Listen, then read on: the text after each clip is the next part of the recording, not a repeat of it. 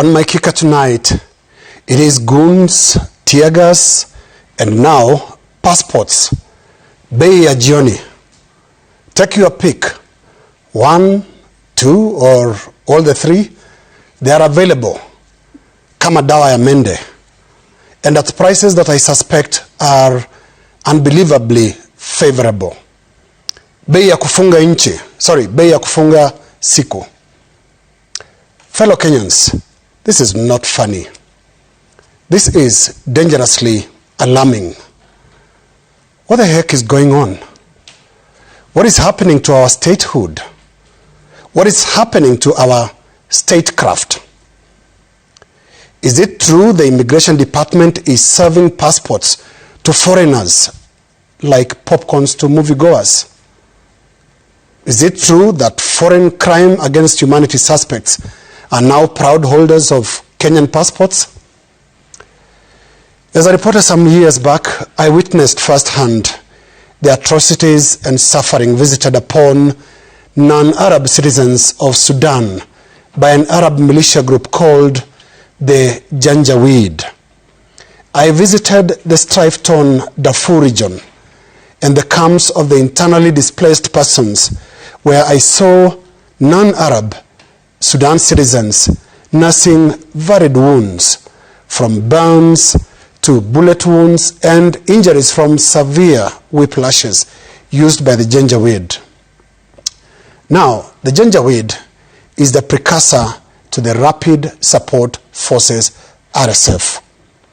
What this means is the RSF was actually founded out of the Janjaweed. These are facts. The RSF is led by Mohamed Hamdan Delgado, also known as Hemedi. He is a native of Darfur. Yes, the place that founded the Janjaweed.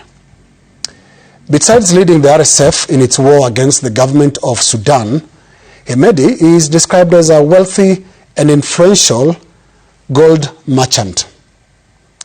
Of importance to Kenyans is Hemedi is considered close to President William Ruto, who on the steps of State House once told the Sudan rebel leader, "Welcome to your second home."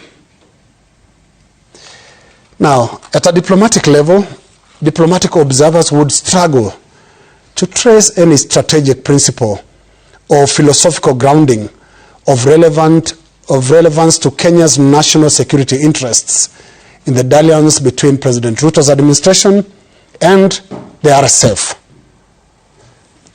But when Kenyan passports start flying out of Nyayo House like confetti, Kenyans must start paying attention. Passports are some of the most solemn symbols of citizenship. They confer identity and a sense of national pride, and above all, the freedom to travel around the world in the name of your nation. If you have a passport, just open the second page right now and see what it reads. Another solemn write-up. A request made in the name of the President of Kenya to allow the bearer to pass freely without let or hindrance, and a request to all it may concern to afford the passport bearer whatever assistance and protection as may be necessary. This request is made in the name of the President of the Republic of Kenya. It is that solemn, that serious, that consequential. What this means is a Kenyan passport cannot be issued recklessly. Each bearer of a Kenyan passport becomes our representative at any immigration counter. So when the American government sanctioned an RSF leader holding a Kenyan passport, it is our national flag and national reputation at stake. And worst still, not for national reasons. As we talk about the rapid support forces, we should as well discuss the rapid decline in standards of statehood and statecraft in Kenya. In the boring old days, goons, passports, and tear gas canisters never came this cheap. Ni bei ya jioni sasa. That is my kicker.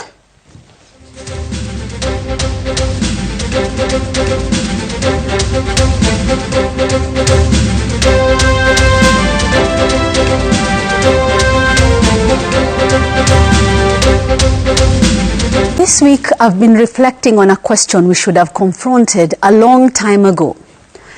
How exactly do some of our politicians and public officials see Kenyans?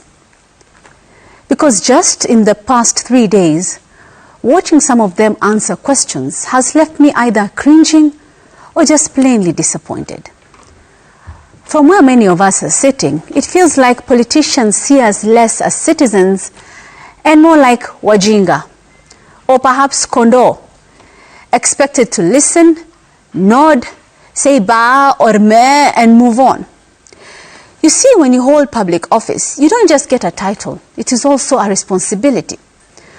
So when you step onto any podium, whether it's parliament, a press briefing, a rally, or a TV interview, you're not there as an individual, but as the custodian of the trust we gave you.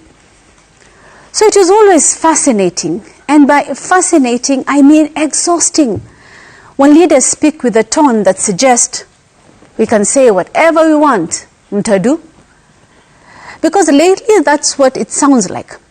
Just delivering statements without any preparation, or dodging answers instead of explaining. Facts that appear flexible. And sometimes the explanations they give raise more questions than the original issue. Hata unashangaa unajiuliza kama ni wewe huelewi. And here's the thing, Kenyans are not unreasonable. We do not expect perfection. You all have so many flaws, hata perfection hatutaraji. I blame us for this. But that is a story for another day. We don't expect that you will have all the answers at your fingertips, but what we're expecting is some honesty and respect, and that when you stand before the public, you will treat that moment with the seriousness it deserves. There's absolutely nothing wrong with saying, I don't have that information right now, but I'll find out and get back to you. In fact, that would be refreshing, very refreshing. But what is far less acceptable is speaking with confidence about things that are clearly inaccurate, dismissing legitimate concerns, playing politics, or behaving as though public scrutiny is an inconvenience when it's supposed to be a cornerstone of democracy. And interestingly, the conversation about the truth is not just happening here. In Wales, in what is being described as a world first, a law is being developed to make lying by leaders illegal. You almost imagine what would happen if we tried that here. We might have to hold elections a little earlier than planned because we could suddenly find ourselves with a serious shortage of leaders.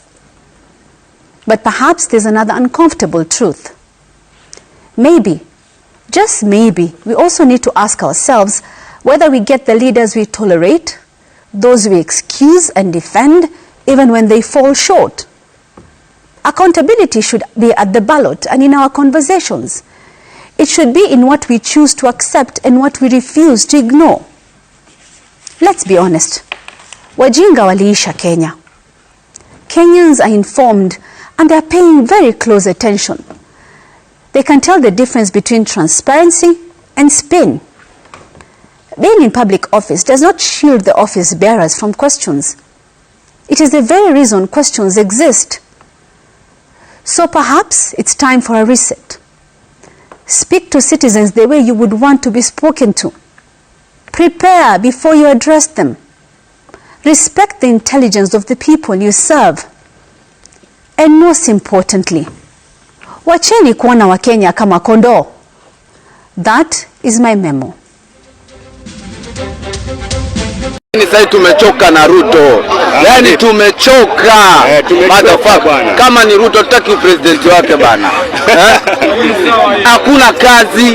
Yaani tunakula msoto. Tunakula msoto. Sasa kwa nini tuwe na rais kama wewe? Mimi nimesema kama hizi salamu zikufikie bwana rais, tumechoka na wewe. Ati black chocolate ni fine melanin bana kutoka nikapate. Kanapenda kenye mi wanapenda, so kanapenda toto chupa na haga nono. Madam na kudai, umedunga mini na unapenda mangwai. Una dance fit, unawacha nikismile. Ama niko high, jua lies nice. Kono moja mbele, gine yenderembe. Pile up, yoni